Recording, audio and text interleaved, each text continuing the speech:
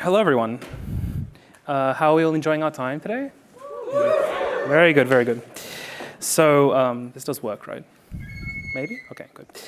So hi, I'm Aleksa. I mainly work on containers, and it's long enough now that I'm getting scared of using the D word, decade. So let's just move on how old I'm starting to feel. And we'll talk about the sort of things. So I mainly work on container runtimes.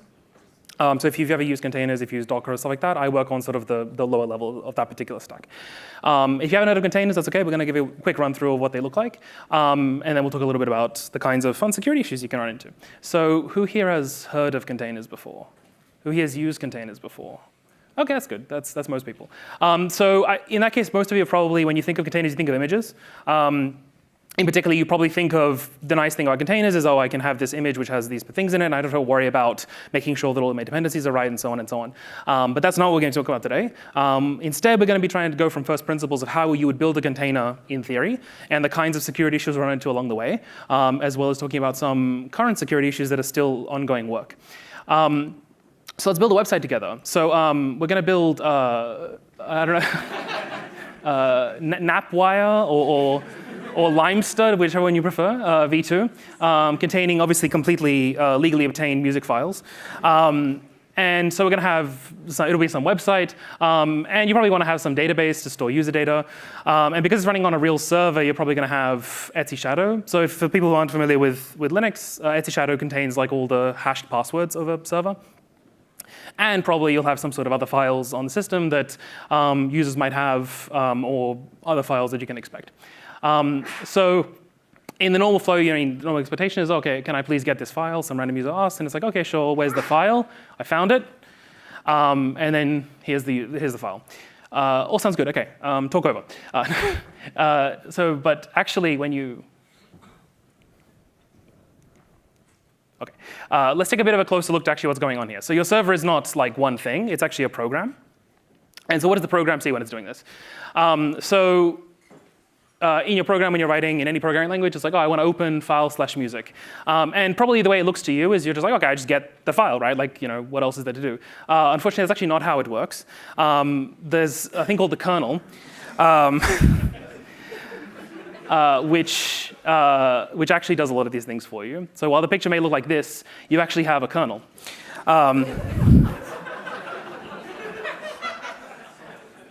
And so what does the kernel do? Well, for those of you who don't know what the kernel for, the kernel provides abstraction. So whenever you have an operating system, if you're trying to run some sort of program, and you have this idea of, oh, I have these files, oh, there are these processes in the system, oh, you have these other things, the kernel is actually providing these to you as an abstraction. It's like an API. And so these things don't really exist. I mean, like on your hard drive, there is like a layout of bytes that create whatever files you have, but there's no like concept of like a file. It's just that when you ask the kernel, oh, can I open this file, please? It gives you the thing you expect, but you don't have to actually know how it works. And the kernel does other things about hardware and yada yada, but that's not interesting. We're just going to talk about the abstraction stuff today.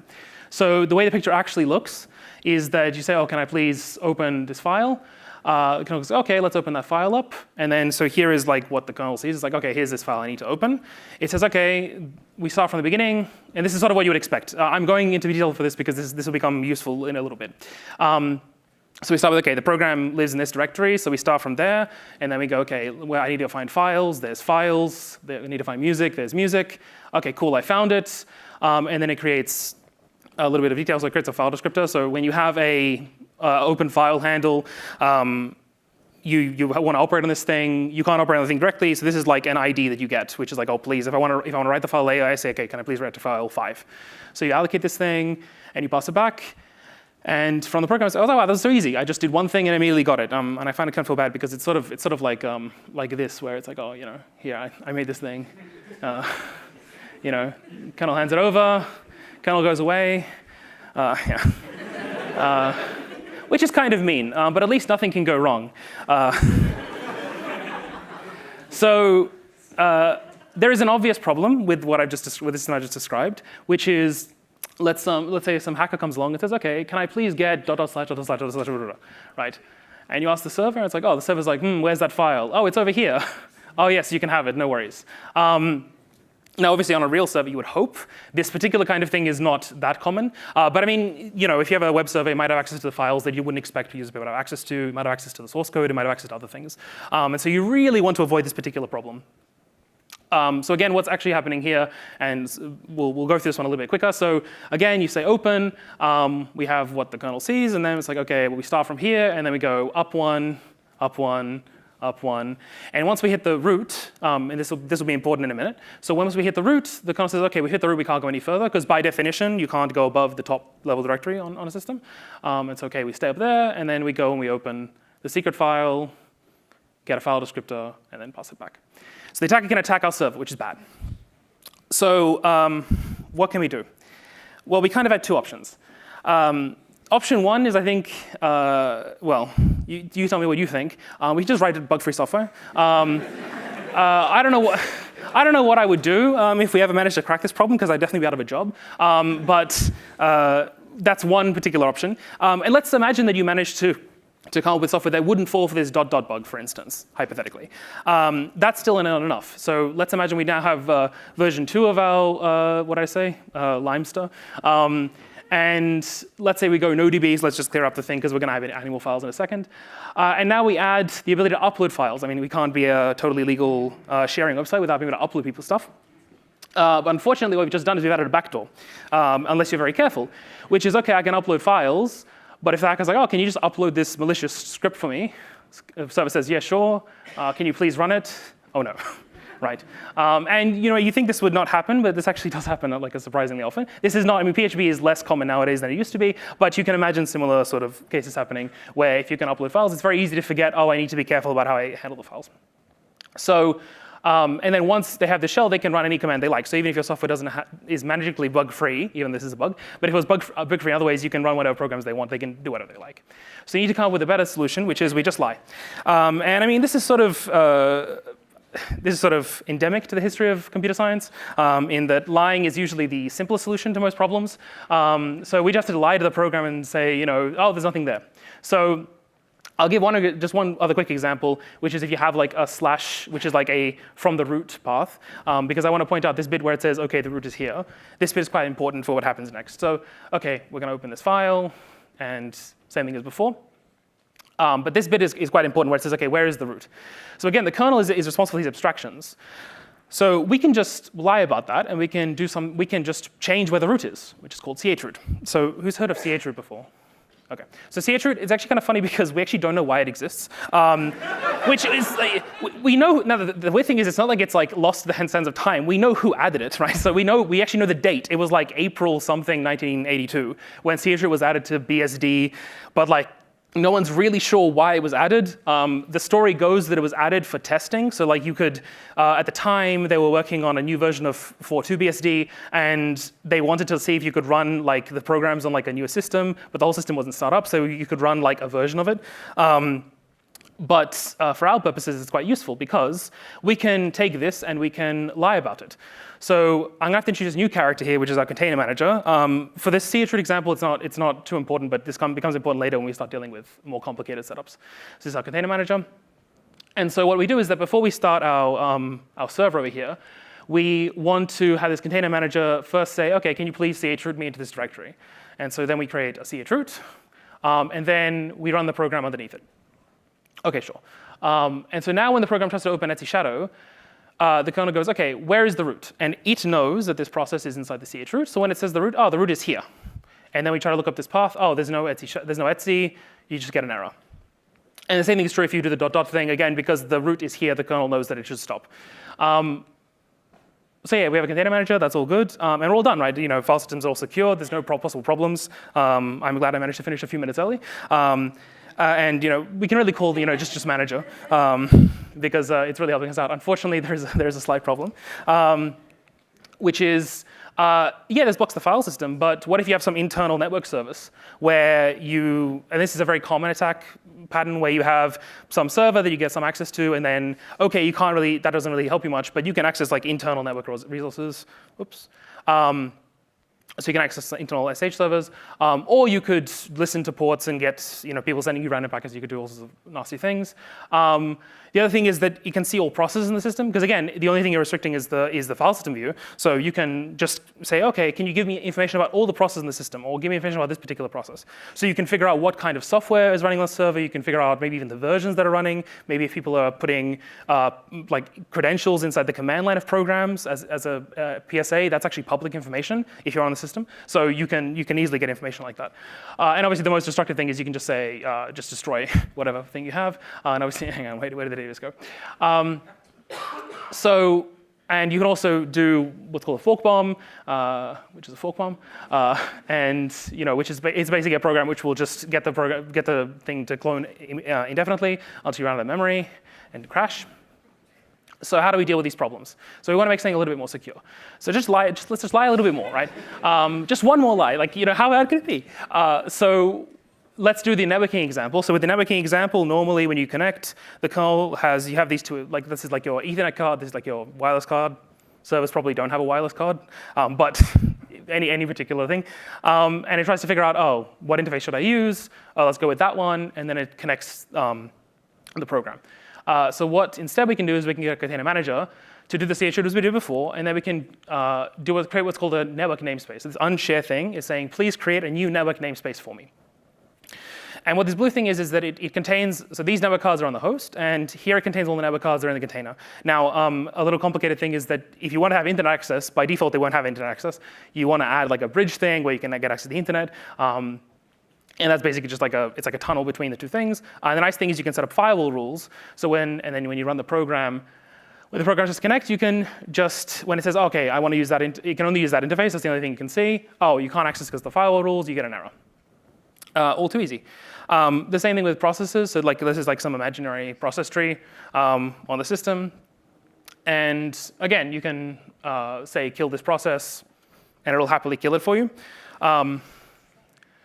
But if you want to, we can use the container manager to protect against that as well by creating a new PID namespace, which is this purple thing.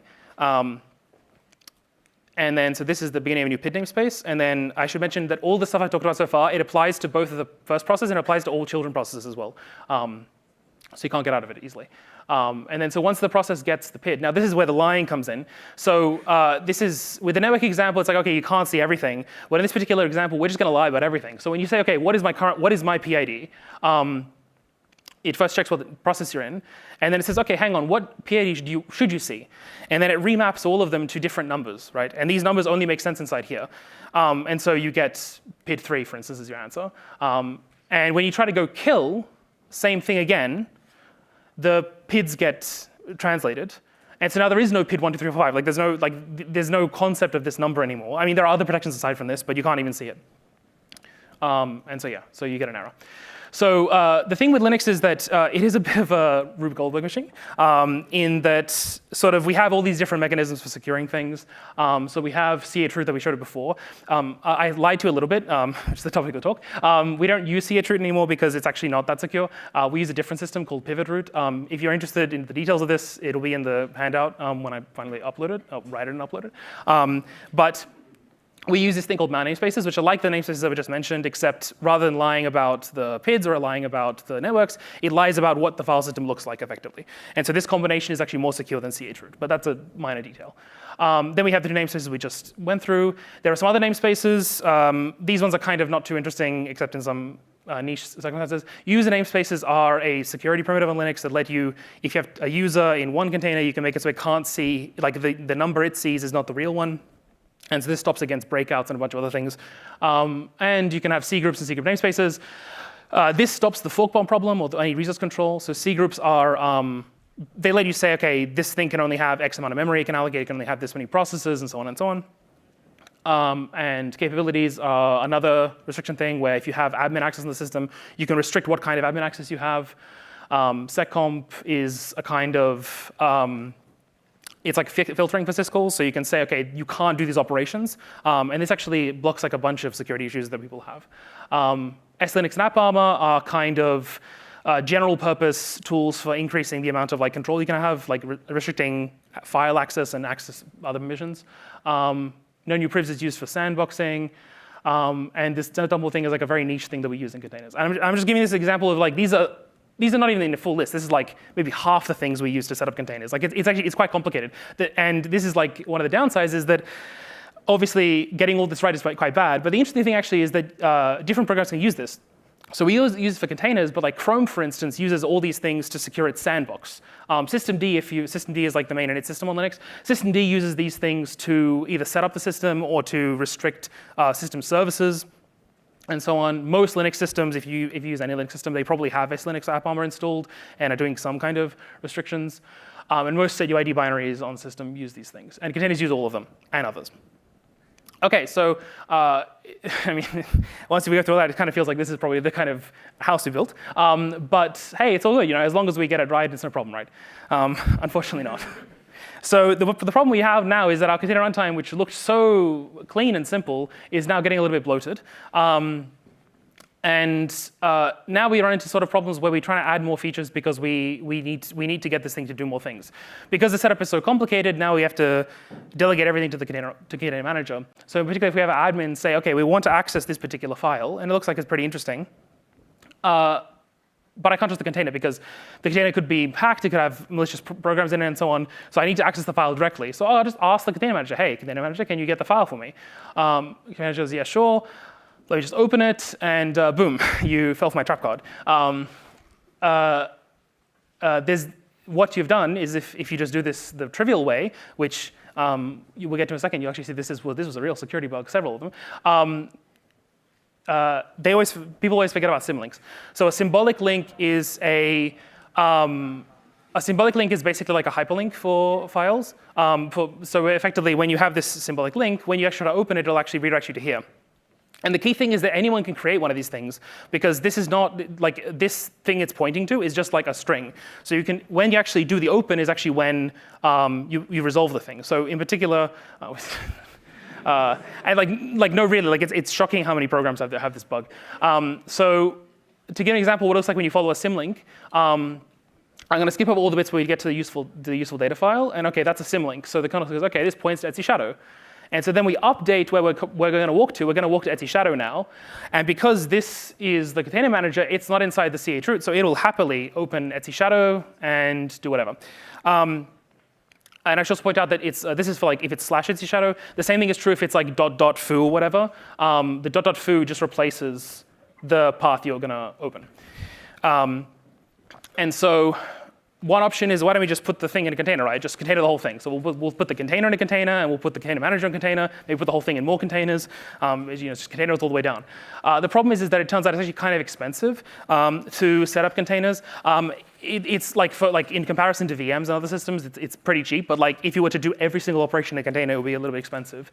And it's also a little bit complicated because it turns out that OK, for like opening files, this is trivial, but there are so many other things we have to do in the container runtime that involve opening files, and some of those you can't contain. So we need to come up with a better solution. So just sanitize the path is the common solution. So what people say is sanitize path, and this is like the solution that if you use most programming languages, most of them have a tool that lets you sanitize paths. So you think, oh, OK, the programming language lets me do it. Clearly, this is the right solution for the problem. And so what that actually looks like is we say, OK, our program will say, OK, before we open it, let me sanitize it first. So I see that. So you would go through every single bit, and you would say, OK, I found that useful data was a symlink to Etsy shadow. So I guess I should open a different path now. And nothing can go wrong, right? There's no possible issue you could have. Well, unfortunately, it's not that simple because if the attacker makes two files and then starts swapping them, then your program can come along. So here we are, so it's swapping back and forth. And when your container manager comes along, it says, OK, I want to sanitize the path. It checks, OK. It happens when it's checking it, it's not a symlink. And so it goes, OK, it's not a symlink. I'll just open it as is. And we try to open it, it swaps back. And boom. And this is a very common bug, so common in fact that I'm going to now give you a real example. So this was a bug in Docker that I found in 2018, which was a while ago. And it's exactly the same attack. So what you have is you have some container here, and the attacker has created a directory. They then created a symlink to Etsy, and they swap this symlink and this directory back and forth. And then they say, OK, can you please copy? So this is a bug in Docker, but this is a bug in other ones as well. I want to copy this shadow file to the host, so the attacker can read it, or you could even overwrite the host shadow file, which would let you log in as any user. And you have the exact same bug. The swap happens, and you can overwrite it. And yeah, so this sort of, it turns out that the file system, while it seemed like the most obvious thing to fix, it turns out actually this is the most common kind of security issues with containers over the years. I'm going to go through another example too, but like I can go through many, and actually in the handout there are a couple more examples. But this is sort of the most common issue that we run into, is these kinds of things. So this is a more complicated example that was actually this year that we had, which was a very similar problem. Where this volume thing, so you have, instead of having one container, you have two containers, and you have a volume between them. And a volume is like a shared directory. So anything that happens in the directory applies to both. And so what the attacker does is that, again, they create this symlink for us and start swapping it. And then the attacker asks, OK, can you please set up a new container for me where I want to create a mount on this foobar new file thing. And on Linux, in order to create a mount point, you need to create a file. So what we do is that we try to create the file or directory, and we end up writing to the host, which means you can write a file anywhere on the host, which was not a fun time. So this particular attack was pretty bad. And so our attacker looks like he's pretty happy. But I have a solution for you. Here comes libpathr's. So the details of this are a little bit complicated. Unfortunately, I don't have time to talk about this, the full details of this, but I'll go through a quick explanation. So libpathr's is effectively lets you do these operations safely. And there'll be notes of how it works in the handout. So it's written in Rust for those of you who like that. And with it, we can protect our container manager against various things. So it can help us. And so instead of doing this path sanitization, no, paths aren't safe, I'll help you. And our hero comes along and laser eyes. This is actually a technical diagram of precisely how this works. And yeah, but the key trick is that libpathr's doesn't fall this particular attack. And actually, this is not a problem that is like a fundamental problem. There is a way to do it safely, but it's very complicated. So much so that like most container runtimes, there are so many bugs we've had that are of this kind. For those who are interested, there will be notes about this because it's a little bit too complicated again to now. I have to give like an hour-long talk about the various things. But libpathr's uses things called openat2, which lets you do this safely, and it also uses this thing called opath, which lets you do it safely. And yeah, but if you're writing any program that has to deal with paths, then keep calm and use libpathr's. Sales pitch over. But actually, the thing is that while I've been talking about container managers the entire time, it turns out this is actually a problem for most programs. Like just this year, I was looking at the CVE list, and there was like 5 or 6 CVEs that were this exact bug, and only 2 of them related to containers. So this is a very, very common problem, and this is a problem that existed for a very, very long time in Unix. So it was about time for someone to actually try to fix it. So yeah. Unfortunately, someone already used this joke, so I promise I didn't steal this. But yeah, so it's dangerous to open paths. And yeah, that's all, folks. Thank you.